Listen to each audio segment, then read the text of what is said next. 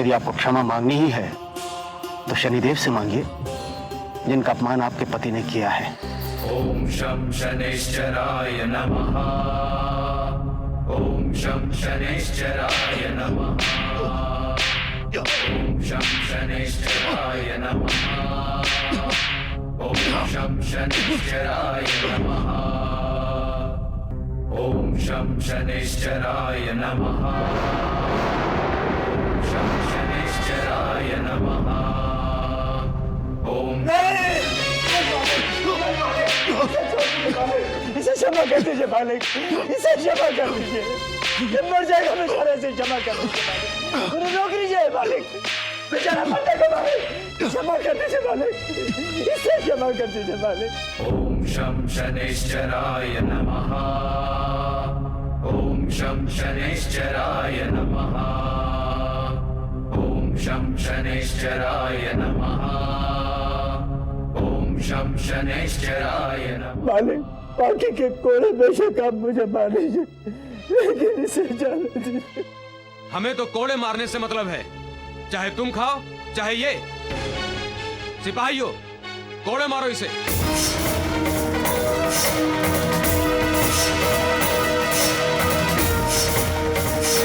ओम शं शनैश्चराय नमः।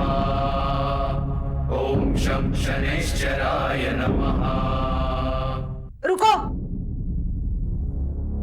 मालिक, सोने की मोहरें मैं देती हूँ, आप मेरे पति को मत मारिए। ठीक है, 20 कोड़े तो इसे लग चुके हैं, बाकी बचे 30। उसके बदले में 30 सोने की मुद्राएं राजकोष में जमा करवा देना। जी मालिक, मैं जमा कर दूंगी।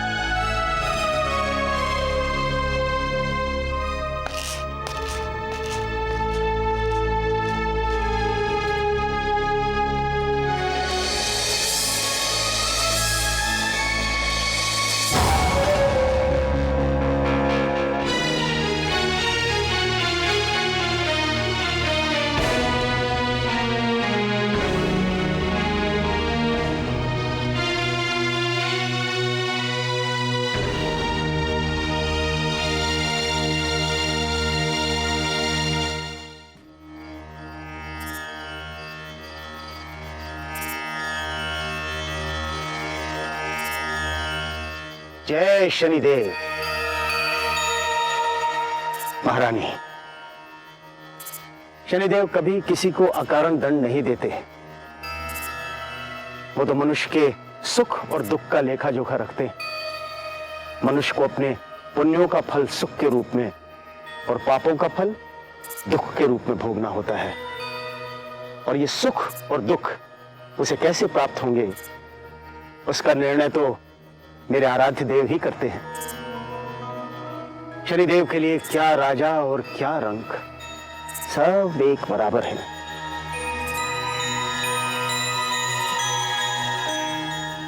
हम समझ नहीं पा रहे ऋषिवर, आज तक ना तो हमने किसी का बुरा किया और ना ही हमारे पति ने, तो फिर हमें इतने दुख क्यों झेलने पड़ रहे हैं? महारानी, आप केवल अपने वर्तमान के कर्मों को देख रही हैं, किंतु शनिदेव तो मनुष्य के जन्म जन्मांतर के कर्मों का लेखा जोखा रखते हैं। आप ये न समझें कि जो आप आज अपना वर्तमान भोग रही हैं, वो केवल आपके इसी जन्मों का कर्मों का फल है। ये सब हमारी समझ से परे है ऋषिवर। आप हमें ये बताइए कि हम इन संकटों से कैसे बच सकते हैं? महारानी, शनिदेव तो सबके संकट हरने वाले हैं। उनकी शरण में जो भी आ जाता है, उसके जन्म जन्मांतर के पाप धुल जाते हैं। अगर ऐसा है तो फिर हमारे महाराज पर चल रही 7.5 से बचने का भी तो कोई उपाय होगा। उपाय तो है महारानी, किंतु मुझे नहीं लगता कि आप वो कर पाएंगे। अगर आपके पास उज्जैनी की महारानी आई होती तो शायद नहीं कर पाती, किंतु आपके पास एक पतिव्रता स्त्री आई है। आप हमें उपाय बताइए। तो फिर सुनिए महारानी, शनिदेव की पूजा शुक्ल पक्ष के पहले शनिवार से शुरू होती है। उस दिन से आपको 51 शनि के व्रत करने होंगे और शनि की कथा सुननी होगी। उस दिन आपको काले वस्त्र धारण करने होंगे और बिना नमक का भोजन करना होगा। साथ ही आपको काली दाल, काले तिल, गुड़ और सरसों के तेल का दान करना होगा। किंतु एक बात का विशेष ध्यान रखें, इन 51 व्रतों में से यदि आपका एक भी व्रत भंग हो गया तो आपको आपकी ये पूजा फिर से शुरू करनी होगी। कहिए, कर पाएंगे आप ये सब? ये तो कुछ भी नहीं ऋषिवर। यदि हमें इसे भी कठिन परीक्षा देनी पड़ी तो हम तैयार हैं। आप हमें ये बताइए कि हमें ये पूजा आरंभ कब से करनी है? आज से 6 दिन बाद शुक्ल पक्ष शुरू हो रहा है। आप पहले शनिवार से अपनी पूजा शुरू कर सकती हैं। शनिदेव आपका कल्याण करें। जय शनिदेव।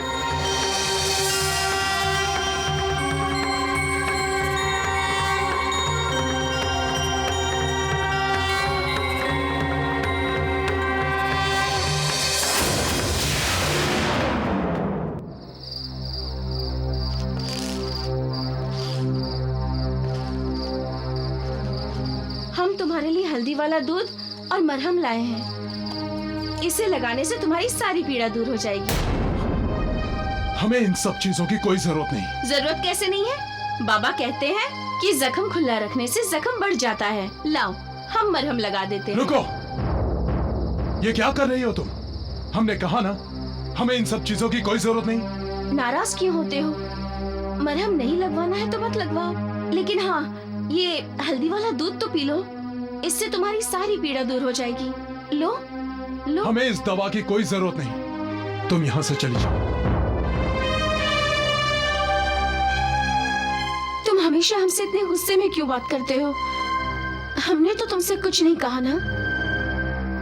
वैसे भी ये हल्दी वाला दूध और मरहम जो हम तुम्हारे लिए लाए हैं, अपनी माँ से छिप कर लाए हैं। अगर हमारी माँ को इसके बारे में कुछ भी पता चल गया ना, तो जितने निशान तुम्हारी पीठ पर हैं, उससे कई ज्यादा निशान हमारी पीठ पर होंगे।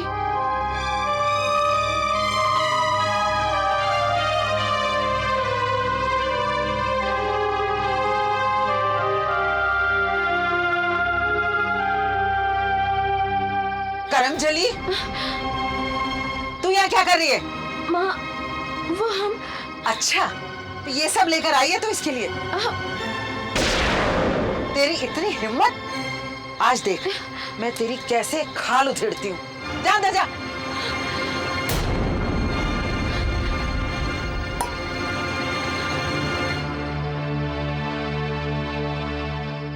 देख, तेरी जान बचाने के लिए मैंने पूरी 30 सोने की मुद्राएं दी। पेट काट काट कर एक एक मुद्रा जोड़ी थी मैंने। एक ही झटके में सब कुछ लुट गया। कंगाल हो गए हम तेरी जान बचाने के चक्कर में। हम तुम्हारी एक एक मुद्राएं लौटा देंगे। अरे तू कहाँ से लौटाएगा? तेरे पास तो ना रहने को छत है, ना खाने को अन्न का दाना और ना तन पर पहनने के लिए कपड़े। कहाँ से लौटाएगा तू?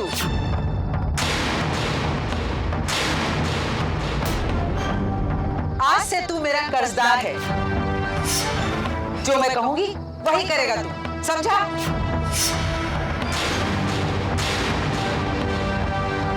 घूर तो ऐसे रहा है जैसे कहीं का राजा हो। तू मुझे जानता नहीं है, तुझसे तो मैं एक एक पाई वसूल लूंगी।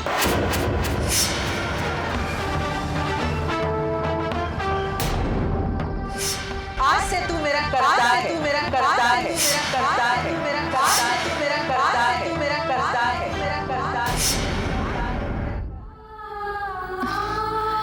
पता नहीं महाराज कहाँ और किस हालत में होंगे।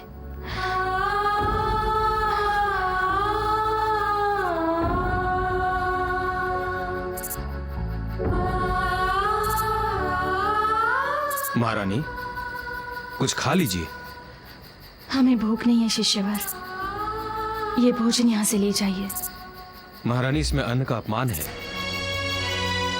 तप करने के लिए भी प्राणों की आवश्यकता होती है, और प्राणों के लिए भोजन की।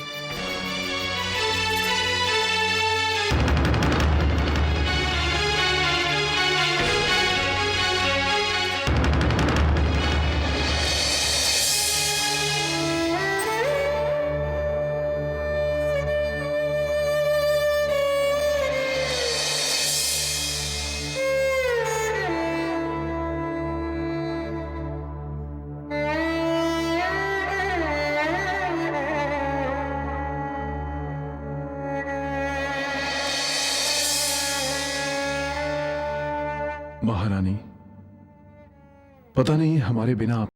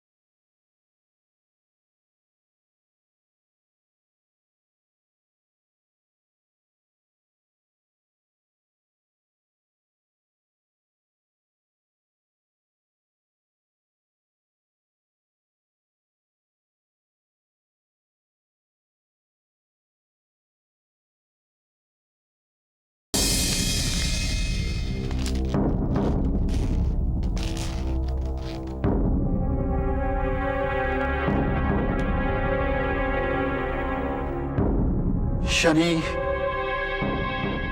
कृतिका नक्षत्र से रोहिणी नक्षत्र में पहुंच चुका है। ऐसे में उज्जैनी पर संकट के और भी घने बादल छाने वाले हैं। अब हमें और प्रतीक्षा नहीं करनी चाहिए। हमें राजकुमार आदित्यवर्धन को गुरुकुल से बुलाकर राजगद्दी पर बैठा देना चाहिए। नहीं आचार्य, ये नहीं हो सकता। उनकी शिक्षा दीक्षा का क्या होगा? अगर राजकुमार गुरुकुल से वापस आ गए तो महाराज के लापता होने की खबर आप छिपा नहीं सकेंगे। इस समय राजकुमार की शिक्षा दीक्षा से अधिक आवश्यक उज्जैनी का सिंहासन है। किसी भी राज्य का इससे बड़ा दुर्भाग्य क्या होगा कि उसके उत्तराधिकारी के होते हुए भी उसका सिंहासन खाली है। आने वाली पूर्णिमा का दिन ही राजकुमार को गद्दी पर बैठाने के लिए शुभ है। सेनापति समरसेन, पूर्णिमा से एक दिन पहले ही आप सेना की एक टुकड़ी राजकुमार को लाने के लिए गुरुकुल भेज दीजिए। जी, जैसी आपकी आज्ञा।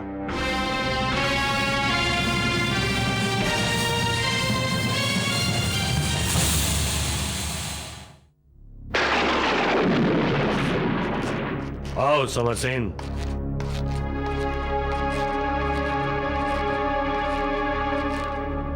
आज सभागृह में क्या निर्णय हुआ?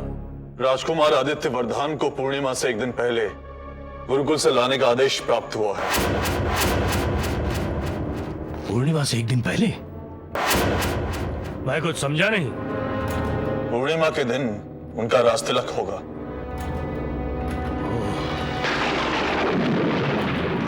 तो ठीक है, आप शीघ्र अतिशीघ्र राजकुमार को लाने का प्रबंध कीजिए। परंतु एक बात का ध्यान रखें, राजकुमार के जीवन में यह पूर्णिमा नहीं आनी चाहिए। मंत्री कारक, ये क्या कह रहे हैं आप? हाँ समरसेन, इस राज सत्ता को हथियाने का इससे अच्छा अवसर नहीं मिलेगा हमें।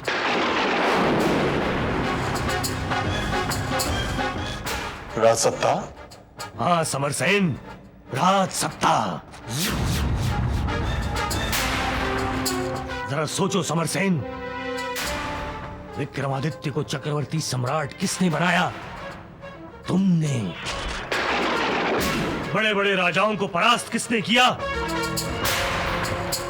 तुमने। आज उज्जैनी की वीरता का परचम चारों दिशाओं में लहरा रहा है। ये सब किसके कारण है? तुम्हारे समरसेन, तुम्हारे। समझ लो कि शनिदेव की 7.5 ने विक्रमादित्य से राजपाट छीनकर हम दोनों की झोली में डाल दिया है।